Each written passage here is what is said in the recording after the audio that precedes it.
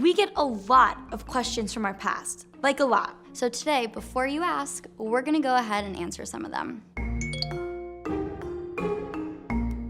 What is the difference between my upbringing and modern Orthodoxy? So I was brought up in a ultra-Orthodox community, very little connection to the outside world, and the life that I live right now is a modern Orthodox life. I'm still within the confounds of the religion. I keep Shabbat, I keep my levels of kosher, and I live a religious lifestyle, but I'm still much more integrated into the outside world and secular things. Do I still keep Shabbos? Yes, Bathsheba and I keep Shabbos. Shabbos is one of my favorite traditions of Judaism. I don't keep it anymore according to like the halachic standards, which is like the Jewish law, but I still practice it in my own way. For those 25 hours, I don't use my phone, and I get to spend quality time with my friends and family. Some people might have heard what a kosher phone is, and they're curious what that is. How does she look for a job if she's still living in Muncie? Like, if she has a kosher phone, how is she supposed to look for a job? A kosher phone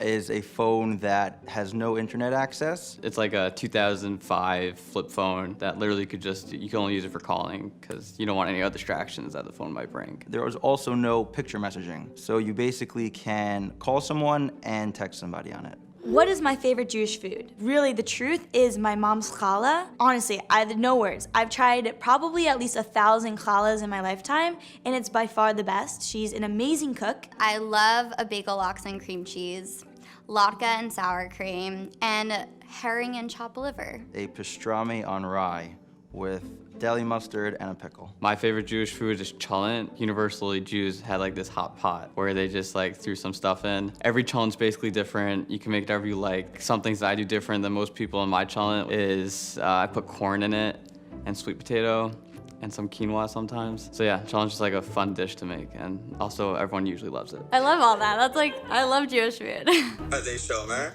They're obviously shomer shama.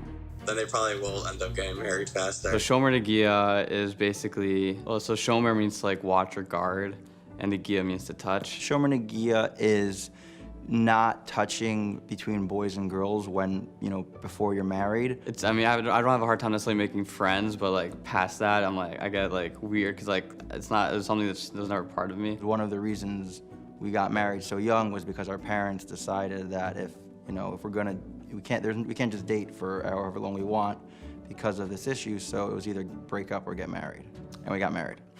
What was it like going to school outside of the community for the first time? One word: surreal.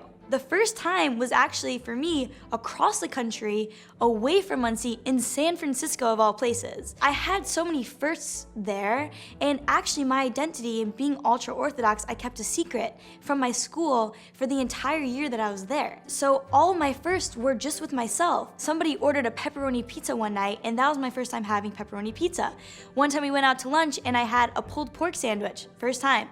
I remember my most memorable experience was just ordering a sandwich with fresh mozzarella and chicken breast and a slice of tomato and white bread. I remember biting into that sandwich and being like, oh my God, how come I've never done this before? And going out on a Saturday wearing pants, becoming friends with people from different parts of the world, different ethnicities, different religions was incredible. My mind was just growing at such a rapid pace like never before. How did I dress in the community? This is something that people ask me all the time. I grew up in a place where there are really strict, modest guidelines on how you can dress. Everything had to be below your elbow, above your collarbone, below your knees. In high school, you had to have your skirt be 3 inches below your knee. So my school actually gave out magnetic rulers, and they would clip onto your skirt. You could see if your knee hit that mark, and you didn't really want it below that amount, because if it wasn't like smack in the middle of your leg, then that wasn't considered good either. So now I live a very different lifestyle. Have I ever considered leaving the community before my mom made a decision to leave? No, not at all. It wasn't even a possibility for me to think that way because I had no example of a person who's ever done that before. So, no. How have my relationships changed now that I'm no longer part of the ultra-Orthodox community? Most of my friends that I grew up with, I have no connection with. You know, we just lost touch. And I have other friends. I have a really close friend of mine who also is no longer religious, and he's one of my best friends till today. As I was slowly leaving the community, at age 16, I started wearing pants secretly. I started eating not kosher food secretly, and I had to keep it hidden from my friends and family because I was scared of what they would think of me, how disappointed they would be. Right now, luckily, I have about 2 friends that I'm still friends with from the community. My best friend to this day, she has been by my side always, and we just have agreed to disagree, and I think it's the most beautiful thing, and that's pretty much, how my relationships have changed. Was I allowed to watch TV and use the internet before leaving the community? Yes, I was. I didn't really have many restrictions other than what most parents put on their children in terms of content. For my elementary school, we had to sign like a paper saying that we had no TV in our house, because if you had a TV, you weren't allowed to go to the school. I had a rabbi tell me in class once that even just going on the internet sent you straight to hell. You didn't have to do anything bad, just by like logging on. It's like, whoop, see you down there. I would say that we started being able to watch some shows when I was maybe like 7, 8 years old. Around that time, we watched I Love Lucy, Get Smart, Gilligan's Island, like really, really old-time shows. My mom was really strict on what we did watch. If we watched cartoons, like we couldn't watch SpongeBob because they were chutzpahdik, which is being disrespectful to their parents. I never watched SpongeBob. So I'm like, sure, Patrick did that, yeah. Are there any aspects of the community that I miss? 100%. One aspect is this deep feeling inside that I know why I'm here and what I'm doing in this world. Being part of the community is that you have a structure, a purpose, a goal. If you're religious, you have, okay, if I do the right thing, I'm going to heaven.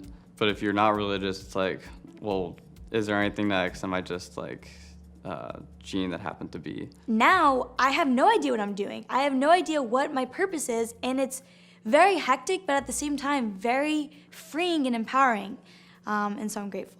There's a lot of gratitude that you're taught in the community, and generosity. There's a lot of charity and people helping other people that are in positions to be able to help people do so very easily and frequently. Thank you for watching. I hope I answered some of the questions that you were wondering. Before you ask. Cut. Scene. Done.